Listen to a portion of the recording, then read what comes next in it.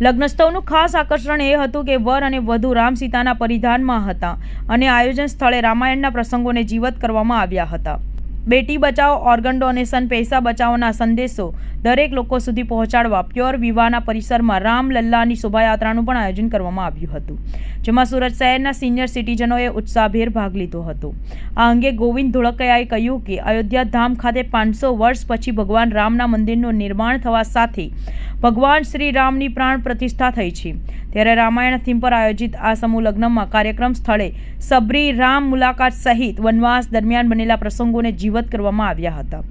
એટલું જ નહીં પણ યુગલોએ પણ ભગવાન શ્રી રામ અને માતા સીતાના રૂપમાં સપ્તપદીના ફેરા લીધા હતા. કુલ 84 યુગલોએ પરિણય સૂત્રમાં બંધાઈ દાંપત્ય જીવનની શરૂઆત કરી હતી. જયરામજી કે મિત્રો, તો આજે અમારી કંપની શ્રી રામકૃષ્ણ એક્સપોર્ટ દ્વારા એટલે કે SRK ફેમિલી મેમ્બરના આજે 84 સમૂહ લગ્નનું આયોજન કરેલ છે. દર વર્ષે કંપની કરે જ છે.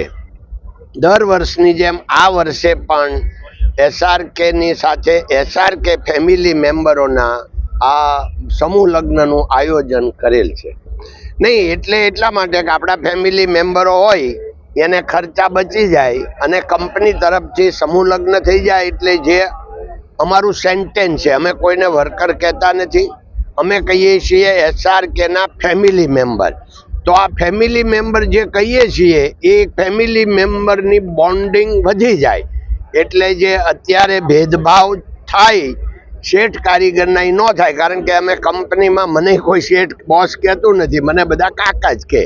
એટલે અમારી કંપનીમાં બધું ફેમિલી મેમ્બર ટકી રહે, કાકાની સાથે બધા છોકરાઓ જોડાય રહે, એટલે આ આયોજન વર્ષોથી કરીએ છીએ. અત્યાર સુધી કેટલા લોકોનું લગ્ન કરી ચૂક્યા છે? હવે આમ તો પાકો આંકડો તો મારી પાસે નથી, પણ લગભગ 500 થી વધારે, કદાચ 1000 થી વધારે સમૂહ લગ્ન કંપની દ્વારા થયા છે. મહેમાનમાં કોણ કોણ ઉપસ્થિત રહ્યા હતા? મહેમાન તો ભાઈ દર વર્ષે અલગ અલગ હોય.